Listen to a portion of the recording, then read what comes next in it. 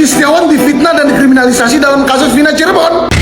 Sebenarnya ya gampang aja sih sebetulnya. Polisi tinggal manggil aja itu si Saka sama si Titin lagi, tapi jangan dipanggilnya di Polres Cirebon atau Polsek Cirebon. Nah, jadi nanti tinggal kuat-kuatan kesaksiannya, karena kan nanti pasti kan kalau ke pengadilan nanti kan bapaknya bersaksi nih. Fakta kegelapan yang saat ini terjadi di institusi kepolisian kita.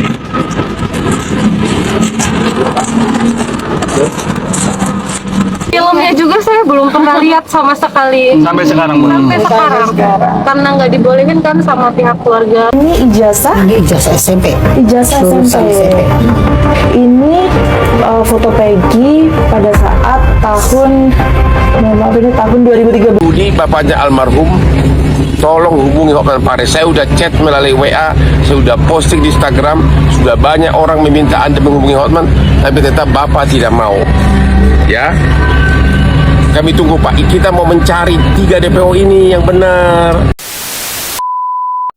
Teman-teman, setelah penangkapan Peggy alias Peron yang disangka sebagai pelaku asli dari kasus pembunuhan Vina Cirebon tahun 2016 silam oleh Polda Jabar, menuai sorotan dari berbagai pihak. Ada juga dari kalangan artis, ada juga dari kalangan para pendamping saksi dan lain-lain. Setelah kemarin video yang beredar kemarin, setelah Polda menggelar ataupun merilis konferensi pers terkait Peggy Setiawan ditangkap, di sana mencuat opini lagi teman-teman, mencurigakan. Ketika Peggy Setiawan mengangkat bicara tidak diberi kesempatan. Baru kali ini teman-teman, seorang tersangka tidak diberikan berbicara, menyampaikan unek-uneknya yang terakhir sebelum dijatuhkan hukuman. Dari sini kita bisa melihat, makanya netizen itu sudah mulai curiga dan mulai usil jempolnya, termasuk saya juga teman-teman, mencari informasi-informasi, referensi, termasuk kawan-kawan netizen se-Indonesia lainnya. Tidak sedikit orang yang melihat kasus ini sekarang mulai berkembang teman-teman. Silahkan teman-teman subscribe channel ini untuk mendapatkan informasi lebih jauh tentang kasus Vina Cirebon. Hah? Peggy Setiawan difitnah dan dikriminalisasi dalam kasus Vina Cirebon.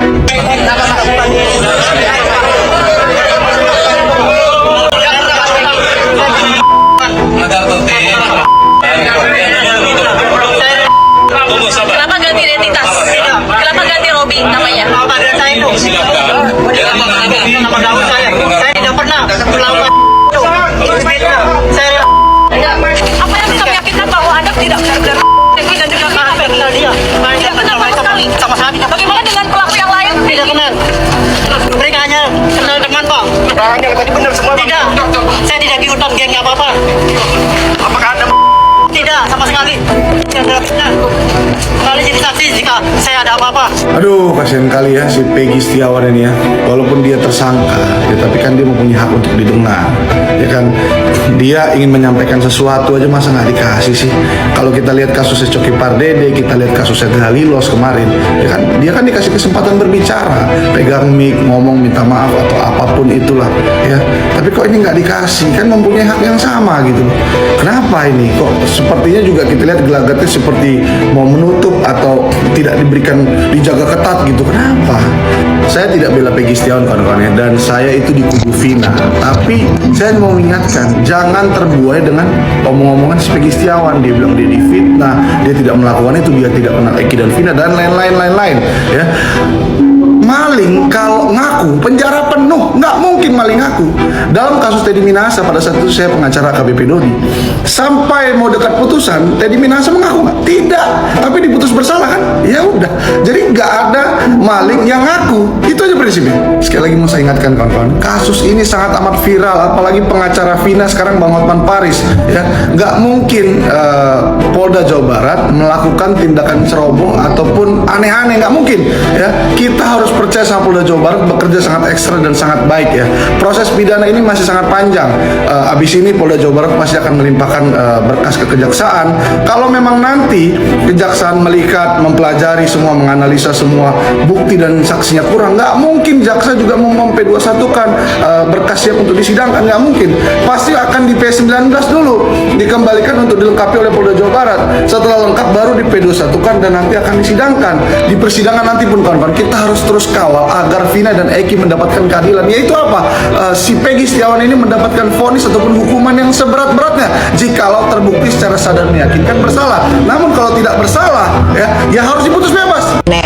Nenek siapa namanya? Karena udah tua kan. Nenek siapa? Coba jangan sampai salah namanya. Coba cari lawyernya Saka gitu. Siapa? Titin. Ya, Titin. Sebenarnya ya gampang aja sih sebetulnya. Polisi tinggal manggil aja itu si Saka sama si Titin lagi. Tapi jangan dipanggilnya di Polres Cirebon atau Polsek Cirebon, karena kan si Titin sendiri bilang dia punya kedekatan yang begitu khusus sama Polres atau Polsek Cirebon. Dia sendiri yang ngomong waktu di acara TV One. Jadi panggil, tapi jangan di Cirebon, panggil di Jakarta aja deh, tuh Polda Metro tuh coba. Panggil si Titin itu, nenek Titin sama si Saka, taruh di terpisah, tanya. Karena mereka sebetulnya sih saksi kuncinya. Di situ saya ya pokoknya kebiasaan mereka itu sore, kalau nggak sore malam itu nongkrong di situ. Nah, jadi nanti tinggal kuat-kuatan kesaksiannya, karena kan nanti pasti kan kalau ke pengadilan nanti kan bapaknya bersaksi nih pasti kan. Peggy bareng saya kerja kuli bangunan di Bandung gitu loh. Ini ada saksinya nih yang punya rumah, ini ada adiknya namanya Robi gitu loh, pasti begitu kan. Pak kan pasti di pengadilan kan nanti loh, saya lihat dia ada.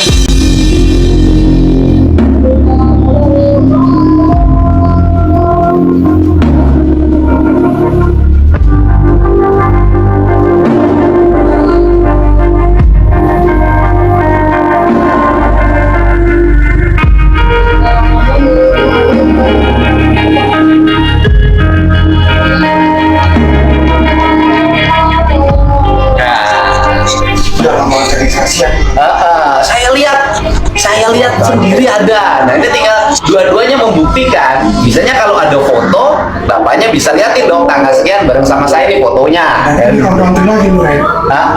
Cara waktunya mungkin nanti ditanyakan. Ya kan kalau zaman sekarang kan fotonya kalau HP ya kan sudah ada tanggalnya, asal selfie tanggal sekian kan. Iya. Ada di sini. Nah, nanti muat-muatinnya gimana nih, karena ini menyangkut nyawa orang gitu loh. Hukumannya nggak tahu kan. Waspada. Otak pelaku. Nah, ini Hati-hati loh ya. Nanti harus Aib, hati-hati, berikan Aib. kesaksian. Yakin nggak itu namanya Peggy yang Hati-hati ditangkap? nyawa. Kalau bicara nama, Aib. saya nggak tahu, nggak kenal kalau itu Peggy. Tapi kalau bicara wajah, saya mengenal. Tuh. Bahwa itu Peggy. Saya mengenal kalau bicara. Tapi kalau bicara nama saya nggak ada yang kenal. Satu pun dari anak-anak itu nggak ada yang kenal. Kalau saya kan datang ke ibunya nangis. Anak saya tidak pernah kan begitu loh. Ya saya juga ikut tangis. Siapa sih yang nggak sedih gitu loh ya? Seorang ibu kehilangan anaknya yang menjadi harapannya, kan kita juga merasa bahwa itu adalah diri kita, gitu kan? Ketemu bapaknya, kalau bapaknya sih nggak begitu sedih ya. Enggak begitulah, nggak sedramatis ibunya ya. Tapi bapaknya yakin banget, barang mas saya nanti ini barang rumah yang dibangun itu gitu. Saya sampai nanya, yakin nggak bulan Agustus ini tanggal 27 ada loh itu loh. Nanti berarti kalian juga harus ada. Tentang waktunya jauh, yakin ya? Ayo yakin ya? Yakin saya. Siap nanti disumpah di atas Quran kok. Siap saya. Oke, mantap. Berani ya. Teman-teman silakan teman-teman komentar saja nanti di bawah. Silakan teman-teman kasih saran ya. bagi Aep karena ini menyangkut nyawa seseorang kan. Kepala desa ya. Iya kan, dua-duanya kan saling meyakinkan. Tugas kita kan, kalau tugas saya kan menyajikan ini, yakin ya? Yakin melihat anak itu nongkrong di situ, gitu kan? Kesehariannya nongkrong di situ. Mau nongkrong di situ. Cuma kalau peristiwa dia mengejar lihat mereka mengejar. Tapi kalau pas peristiwa kejadiannya tahu tidak. Tapi bener yakin itu wajah dia, wajah si Egi itu. Peggy. Ya kalau bicara nama Peggy nggak tahu, cuman kalau bicara wajah saya tahu. Iya, berarti kan Aep udah Saya lihat juga nih. sempet kaget pas waktu ketangkap itu, oh ini yang namanya Peggy gitu. Ya, saya tahu benar gitu. Nggak mudah gitu kan. Saya sempet kaget gitu. Kan di beritanya yang namanya Peggy lain orangnya gitu. Tadinya saya, ini kagak kenal saya gitu. Pas setelah Dapat dipahami teman-teman ya. ini yang namanya Peggy. Saya sudah Ini saya sedikit tahu benar. memahami ya, teman-teman, alur dari kasus ini. Seperti ini kata dari saksi si Aep ya. Silakan teman-teman komentar saja ya. Semoga Aep tetap berkeyakinan seperti ini dan bersiap-siap saja kalau memang ini sudah menyangkut nyawa orang. Perombakan itu anak-anak itu juga. Dan terbukti maka Aep akan Saya kan kalau saya kan pasti terbawa emosi dong. Kalau kata bapaknya bareng sama saya ya kita percaya gitu kan. Bareng sama saya ya saya percaya. Ya mas saya orang itu kasihan juga ya gitu loh. Sekarang ketemu Aep yakin bener ya saya percaya juga gitu. Ya kan saya tuh percaya juga ya. Yang berikutnya ya terserah nanti aparat hukumnya kesaksiannya di pengadilan. Tugas saya kan menyajikan ini loh, saya ketemu Aep orang Bekasi, rakyat Jawa Barat juga gitu loh. Pernah tinggal di Purwakarta. Anak orang Purwakarta. Kang Deddy betul-betul Ibunya orang netral dalam saat Purwakarta, ini orang ya. desa Pleret. Nama ibunya siapa? Hanya menyalurkan informasi. Almarhum Bapak Rudi. Bapak Rudi lagi. yang korban bapaknya Rudiana, bapaknya si Peggy Rudi. Rudi. Saksinya Rudi. Orang tuanya. Bapaknya ini Rudi juga. Ini 3 Rudi, yang satu jadi tersangka, yang satu jadi korban, yang satu jadi saksi. Semuanya anaknya Rudi. Selamat pagi teman-teman. Hari ini agenda kita ke Polres Cirebon Kota ya. Agendanya ini pendampingan kesaksian Luciana, adik dari Peggy Setiawan yang statusnya jadi tersangka oleh pihak kepolisian kemarin itu ya. Kita memenuhi panggilan dari pihak Polda. Semoga kita bisa menguak tabir kegelapan yang saat ini terjadi di institusi kepolisian kita yang sedang tidak baik-baik saja. Mohon doanya teman-teman, semoga kita bisa menegakkan kebenaran dan kita bisa memperjuangkan keadilan di negara kita yang tercinta ini. Salam. Gas bang, gas bang.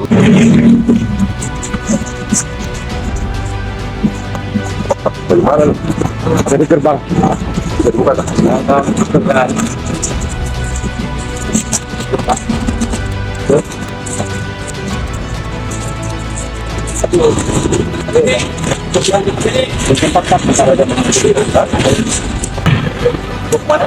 Timnya Mbak Putri.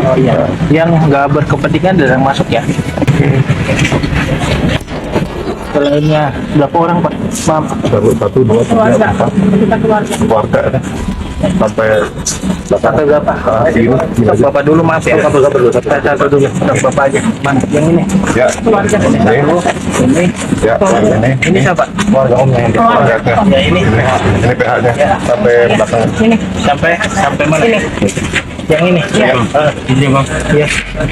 Yang mau di. Wih, ternyata Linda semua Semua kata-katanya itu benar waktu surupan itu kayak gitu. Kalau dia nggak Itu ingat. semua kan sesuai rekaman pada tahun itu, sesuai persis kan. Rekamannya juga kan diputar di akhir film. Jadi ya dia mana Filmnya juga saya belum pernah lihat sama sekali. Sampai sekarang belum. Sampai sekarang. Karena nggak dibolehin kan sama pihak keluarga, nggak boleh ngeliat filmnya gitu. Sebelumnya sering kesurupan kayak gitu, Mbak? Iya. Sering? Betul, iya. Punya Indigo, Pak. Dia ada indra keenam. Oke. Berarti kesurupan tuh tidak disengaja atau Mbak? Atau Tidak disengaja. Kesurupan Vina itu bukan pertama kali saya kesurupan. berapa kali, Mbak? Udah sering. Dari kecil itu saya memang punya... Linda punya indera keenam katanya guys. dan bukan hanya Vina. Linda jauh sih, Mbak? Lumayan. Berapa kilo kalau bisa digambarkan, Mbak? Nggak tahu. Tapi memang bisa Saat pada itu saat Mbak Linda di kejadian mana itu alamatnya, memang kakak dari Vina sendiri memang datang saat Emang datang kebetulan kakaknya Vina itu kenal sama om saya.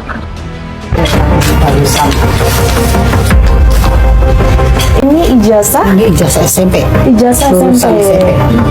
Ini foto Peggy pada saat tahun 2013 ya, Bu ya?